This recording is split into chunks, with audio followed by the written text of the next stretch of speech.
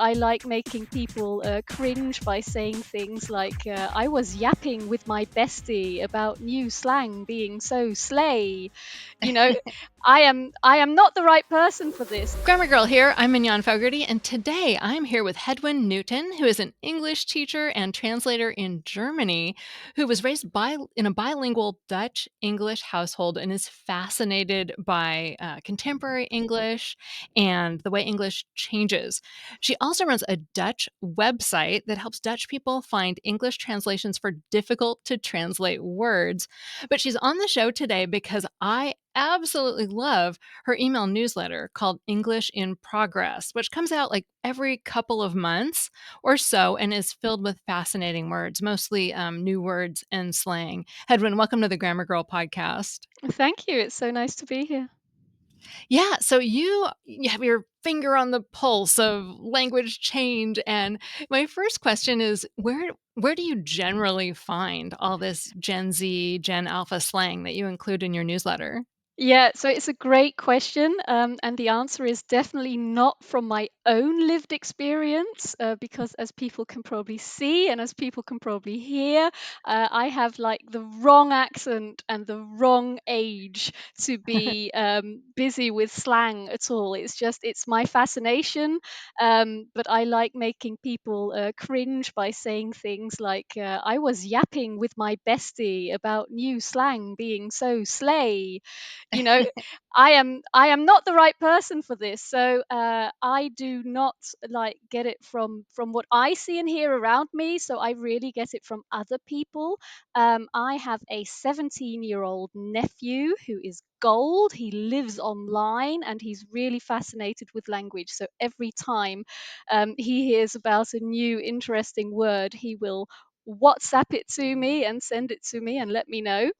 And I have Google Alerts set up for anything you can think of that might have to do with slang. So every time anybody writes a list with the 10 slangy words that your teenagers say, but you don't understand them, here they are explained. So I basically read every single one of those articles. They usually just regurgitate the same words again and again, but every now and then there'll be a new one there. Yeah, and there's just other people who keep a much better eye on slang than I do, like John Kelly, who writes the new Merriam-Webster slang page, which is great. It's brand new. I advise everybody to go take a look. And Kelly Wright, who does the words of the year for the American Dialect Society. So, yeah, those are my sources. I basically Wonderful. Yeah, steal other people's work. that 17-year-old sounds very valuable. Yeah. And I welcome all our young listeners to cringe and feel free to mock us because we're going to talk about, ooh, this slang word, ooh, that slang word. And I know it's cringy. Exactly like that. But so, I was going through some of your older newsletters, the more recent but older newsletters, to look for some especially fun words to talk about. And this one actually is Victorian slang. This is one of my favorites. So it's not all just Gen Z. Pod snappery. So I love this pod snappery, which is actually Victorian slang, meaning the belief that everything you do is right and everything everyone else does is wrong. And obviously we need to bring this back because it's so useful. But can you talk about where that comes from? Yeah, so it's an etymon, which means it comes from a name, and the name is John Podsnap, who was a character in Our Mutual Friend by Charles Dickens. Um, and this character did that, right? So he thought that he was always right and everybody else was always wrong. And I love this because it just goes to show that what young people do is they take their slang or their ideas for slang from what is cool at that moment. And nowadays, that's like hip hop videos or like edgy internet forums. But it used to be Charles Dickens, right? He was cool and hip and edgy in his day. So I'm also an English teacher, as you said in the intro. So this kind of stuff always also just gets my heart beating faster. Right, Dickens. Yes, exactly. Right, so this I mean, in this Podsnappery, it's in the Oxford English Dictionary now, so some slang fades away, a lot of Mhm. slang fades away, but, some of it makes it into the everlasting reference books. So what are some of your favorite words that you've encountered recently? Yeah, so I really like the ones with a sense of humor. When a young, I keep saying young person, but let's keep doing that. I don't know. When a young person wants to say, I'm not lying about this. I'm telling the truth. Mostly nowadays they say no cap. That tends to be the standard now. But another way of saying it is facts, no printer. So there Facts, no printer. yeah, so it's a joke on the word facts, as in information that is true, but facts, as in the machine that, these guys only know from films and television anymore. They haven't actually used one ever in their life, which makes me slightly depressed. But yeah, so they think it's hilarious to say, I'm telling you the truth, facts, no printer. It's the Oh, that's absolute truth. hilarious. Yeah. That's like if we had said telegraph, no phone. But then that doesn't play on the word facts. Yeah, there's no pun there, but yes. That's how long ago it was. Yeah, exactly. Oh my gosh, Another one, every once yeah, in a while I have to use a digital fax, and I'm still just like, "Who does this?" it's crazy. My doctor still uses them, and I'm like, "What? What are you doing?" Yeah. Yeah. It's a security thing, I think, but it's just so Mm, outdated. yeah. Okay, so what are some more? So I also really like main character energy. To say, "Oh, that person, she has main character energy," meaning she's like the main character in her own film. She's really rocking it.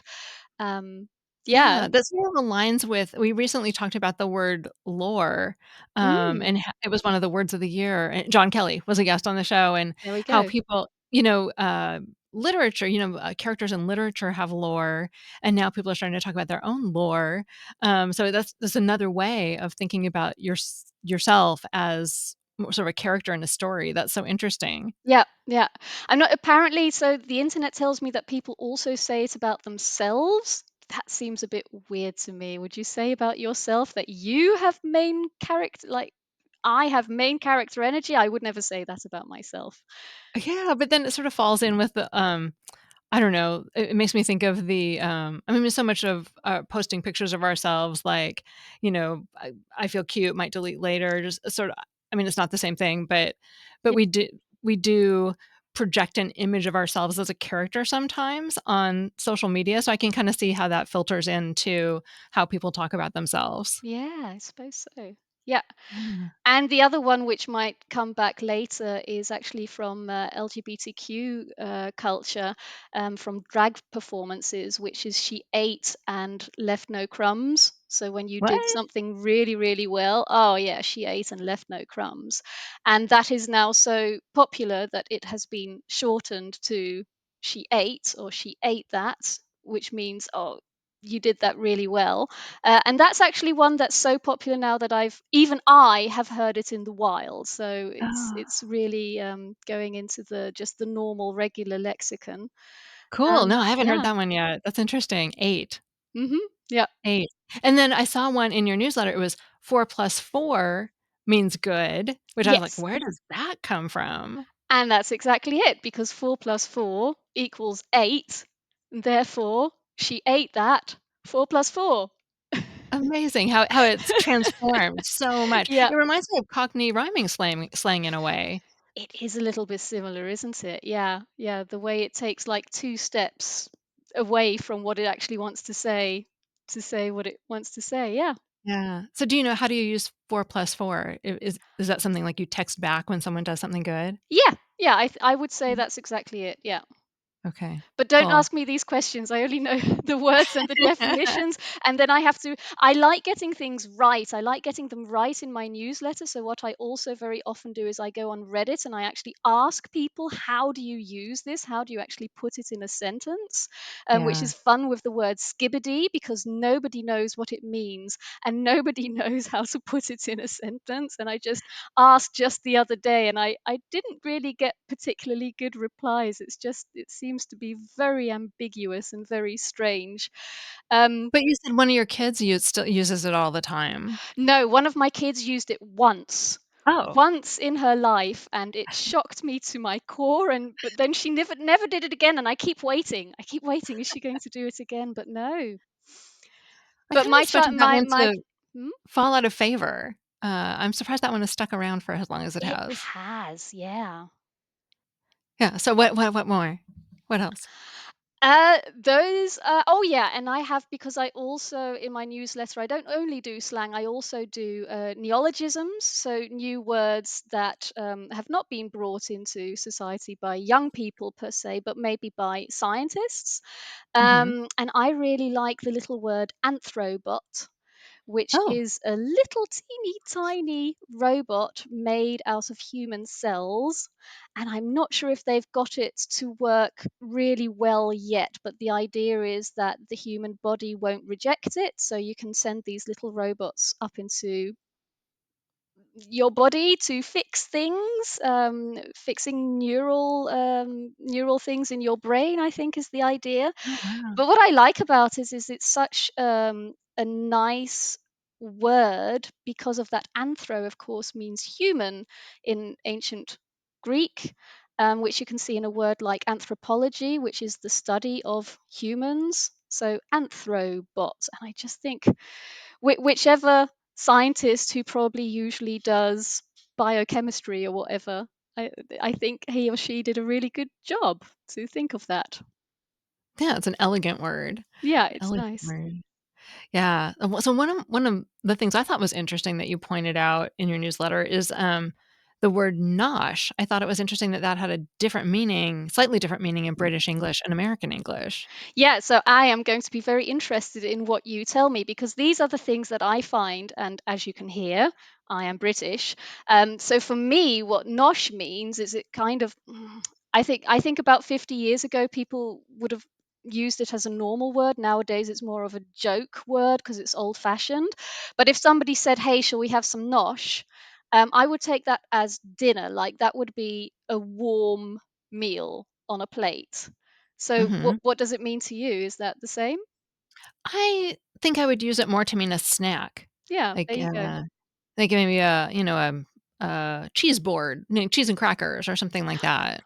Yeah, that would never be nosh to me. No, I want it has to be something, preferably like mashed potatoes with sausages or something like that. That would be nosh. Yeah. Oh, you're making me hungry.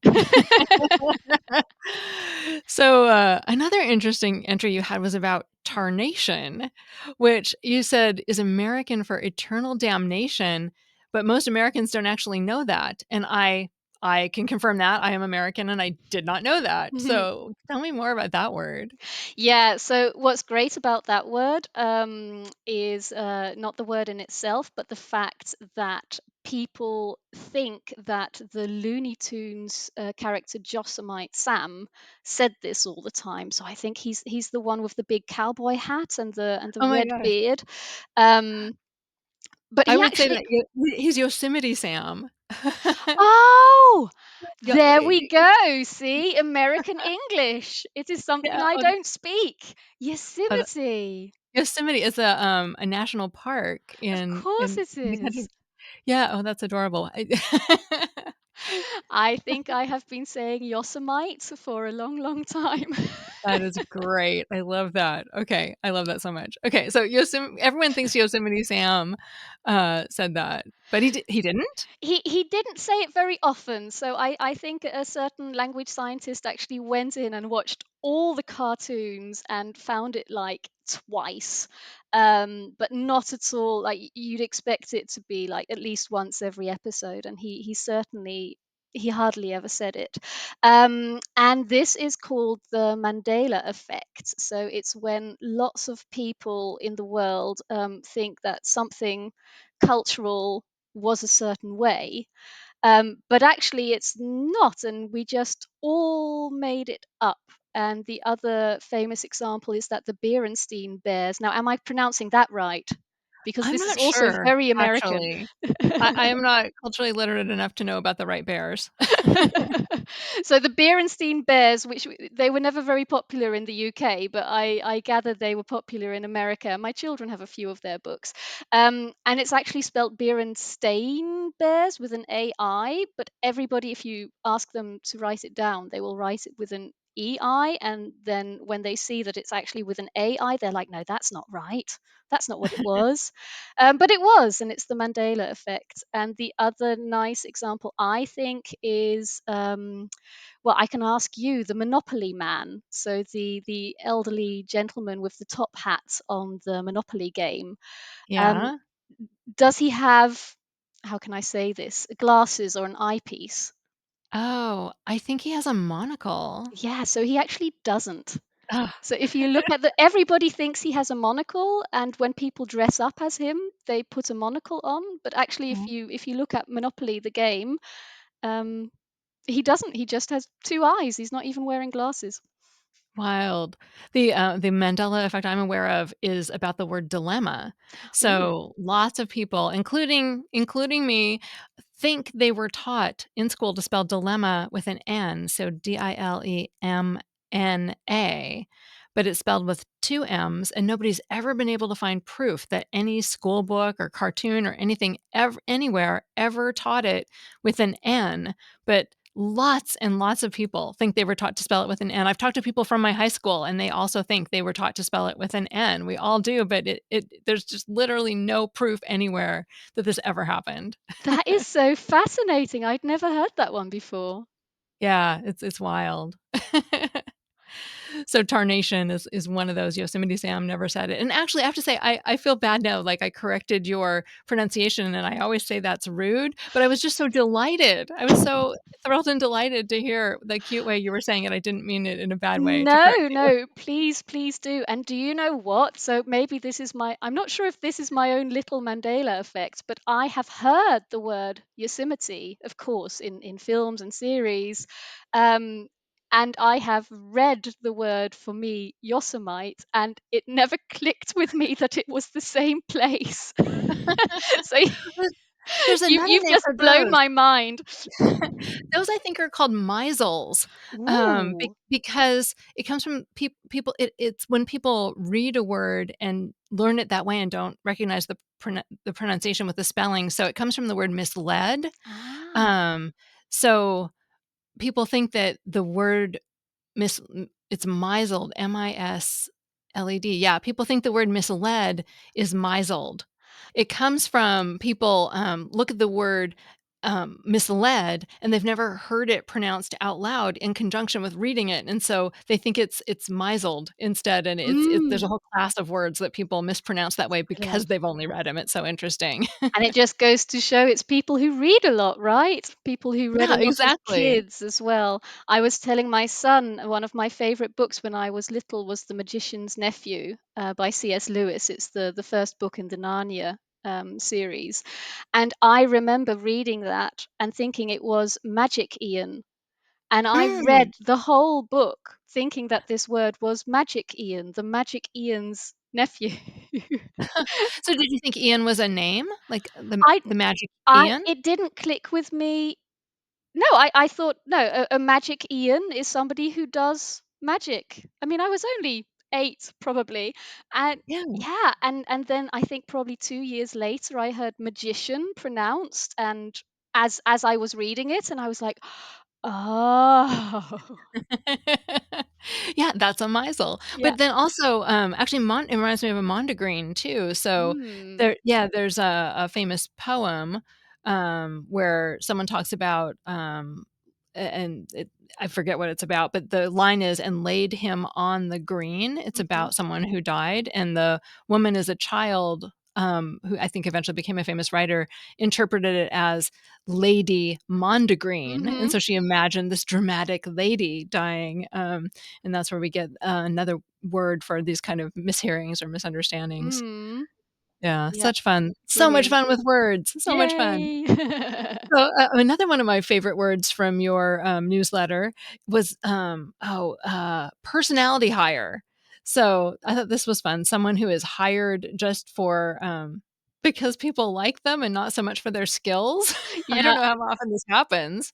I heard this one and I immediately started thinking of a few people in my office where I thought, "Ooh, they might be personality hires." Because I think it does make sense, right? You do want a few people in the office who create a good atmosphere. If everybody's just kind of grumbling to each other, it's no good and nobody gets any work done. So yeah, personality hire is one of those new HR words, and HR, human resources, is one of those areas that give the world a lot of new words again and Yeah, again, and some of them stick and some of them don't. But yeah, yeah. HR is very productive.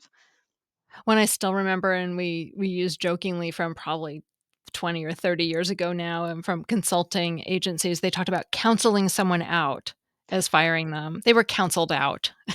We we still use that in my family. "Oh, do you wanna get canceled out?" You know? And so, but then what would that mean exactly? That you have like deep conversations with somebody and tell them to leave, or Yeah, I think it just means you're fired. You were canceled out. And maybe you had a meeting about it if you were lucky. yeah. Oh goodness. Okay. Yeah. Yeah, I'm trying to decide if personality hire is meant, positively or negatively when it's used in the world, because I could see that being used as Yeah. sort of a euphemism for someone who doesn't have any skills or is Yeah. bad at their job, you know? Yeah. They Yeah, were that's a they were really good point. So when I came across it, it was a positive word. I think I came across it in like an article, by HR people saying this is maybe something you should do. You should get a personality hire. But yeah, if I'm in the office and Fred from next door and he sent a stupid email again, and I say to my colleague, "Oh yeah, he's just the personality hire." Yeah, I can imagine it totally imagine it being used that way. Um, Another one, this one, heaven help us, because this I will never do this, but fridgescaping? Yeah. What is fridgescaping? Yeah, oh, that one made me go, "Oh dear, I hope nobody ever looks at my fridge." Yeah, so it's from landscaping. Now, apparently, I didn't even know this, but landscaping had already um, been used to also make the word tablescaping, which is to make Oh, your table really nice for Christmas dinner, maybe, to make it look lovely. Which I can understand, that's something that I actually do. But then fridgescaping is apparently to make your fridge look really nice and to make sure that everything in there is color coordinated and, I don't know, put from large to small in some kind of aesthetically pleasing way. And yes, I don't want anything to do with it. no, no, I guess I imagine it must come from, Instagram influencers, Yeah. people who are doing cooking video I hope those are the only people spending effort on that. I think I have seen that there are indeed fridgescaping influencers who will show you their fridge and say, "Look at these special plastic boxes that I have that make the colors of the strawberries inside look just so." And oh God, I'm glad that not, hasn't made it into my algorithm. yeah, yeah, yeah, yeah, not my cup of tea, definitely. Another one that I just loved was, plogging. So, this is, picking up trash and recycling while you are jogging, and you said it was the Swedish word plocka, which means to pick, and, tell us more about plogging. Yeah, so apparently it's a lawyer in Chile who does it with his dog, and I'm not sure how come we know about him. I very much assume he's been filming himself and putting himself on YouTube. I'm not actually sure about that. Um, but yeah, plogging, so picking up litter while jogging. So I think that's great. See, Yeah, this is I much better than fridgescaping. Let's right? all do plogging. Come on. Yeah, let's spend our effort picking up, recycling and trash instead of, making the inside of our refrigerators look better. One thing I loved about the article about the plogger is, he tracked not only the miles that he was running, but, the amount of trash he picked up, so there's, we're all so much about tracking everything we do now, our steps and our miles and everything. I thought, try that's a good thing to track the amount of garbage you pick up and, making the world a better place, a cleaner Yeah. place. Yeah, it's And beautiful. he even trained his dog to bring him, cans and bottles. So he trained his dog to bring him recyclables that were lying on the ground. I knew there was something with the dog. Thank you, Mignon, for remembering what it was with the dog. Yes, yeah, it's brilliant. Yeah, and then, to finish up the main segment, you wrote a piece about AI ghost words that I thought was really fascinating. Can you talk about how you discovered AI ghost words and what they are? Yeah, so as I said at the top, I work with Google Alerts to help to alert me to new words and new slang. So I have Google Alerts set up for the word neologism. So if anybody writes an article and posts it online and it has the word neologism in it, then Google will send me an email to alert me. And for a while there. Probably sort of mid last year, I was suddenly getting a ton of fake articles about fake words. And the one that really stood out to me was lrtsjerk. And the reason I'm pronouncing it like that is because it's an unpronounceable word. So the beginning of it is just a string of consonants. So it's LRTSJ, which you can't say. So I was quite clear that this is not a real word. Um, but then I found one article that said this is a new kind of fitness regime, and another article that said this is a new kind of linguistic phenomenon. And oh, I think seven more articles with seven different meanings for this word. And I thought, what is going on? And then when I took a better look at it, what I realized was that all of these articles had been written by AI. Now, I read a lot of stuff written by AI, and after a while, you sort of start recognizing it. I mean, Mignon, you know way more about this than I do because I just love your newsletter, AI Side Quest, which taught me so much. Um, it's So you can't recognize it with AI checkers, which as an English teacher hurts my heart, but unfortunately there's no way to put it into software and to have the software tell you this was written by AI or this was written by a human. Um, so the only thing I can say, yeah, it's AI texts are they're a bit too frilly and they're a bit too much about nothing, I would Mhm. say. And they've got lots and lots of headings in between the paragraphs.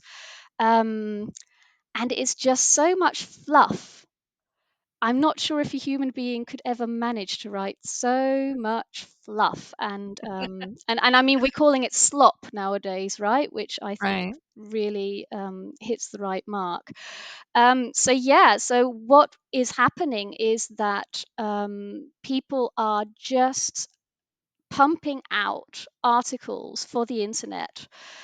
I imagine they're doing this for ad revenue. I'm not actually 100% sure if that's true, but they're just taking anything that people are searching on Google and just saying, okay, apparently people are searching this, so let's just pump out articles. Let's just have AI write 100 articles about this. And my theory about these words, because it wasn't just jerk, but there were quite a few words like this where just wasn't a word, but there was still an article about what this thing was, is that these are typos that people are making when they are searching online. And they're just maybe mashing their keyboard and pressing enter, and these lists of things that people have been searching online are maybe being sold, and people are just writing or people are having AI write articles about them. Um, and at the time, I thought, oh dear, this is dangerous because if a young person with maybe not such a big lexicon yet reads this, then they're going to believe it because it comes across as completely true. However, this article that you saw of mine was it's about a year old now, I think. Google is doing a good job. So I don't know what they do, but I have noticed that Google is incredibly good at filtering between human written stuff and AI written stuff, and that these articles, which are just complete gunk, Google Alerts, for example, isn't sending them to me anymore. So they are managing to filter somehow, which makes me happy. So That's great news. yeah. Yeah, I've been very concerned about the pollution of the information Hmm. sphere, from so much AI slop on the internet, and it used to show up in search. Yeah. So, nothing I never saw anything with lrtsjerk So, or so with now there's non-words. even, because I was researching this just before this podcast, and there's even lrtsjerk.com. And if people want to see what I mean when I say AI slop and just hundreds of articles being pumped out, then do go to lrtsjerk.com. It won't hurt you. I didn't see that there wasn't any like dangerous ads or anything like that. It's really just, I don't know why it exists. I don't know, but it's completely fake from top to bottom. Like nothing about it has anything to do with humans. So, yeah. Amazing. That's fascinating. I think your theory makes a lot of sense, though, because I can imagine when the cost of producing content goes to almost 0 with AI, if people can churn out 1,000 articles a day, Mhm. and Why not just do it? you get into that long tail, right? Mhm. Like, in the past, people maybe were looking at the most searched terms, and now they're looking at all searched terms and trying to create blog posts that will attract just minuscule amounts of traffic for half a cent of ad Mhm. revenue, and so you get nonsense, like, things that, someone's cat walked across the keyboard and typed something into the Google search box. That's really what it seems like, yes. Amazing. No, I have not heard that before. That is fascinating. Headwind, thank you so much. If you're a Grammarpalooza subscriber, stick around because actually in the bonus segment, we're going to talk about Headwind's translation work, translating difficult to translate words, and we'll have her 3 book recommendations. And it's going to be fascinating for the main segment listeners. This is the end of the show. And thank you so much for listening. Headwind Newton, where can people find you? So I have a newsletter. It's on Substack. It's called English in Progress. So just Google English in Progress or English in Progress Substack. That is probably the best place to find me. I am reasonably active on Blue Sky.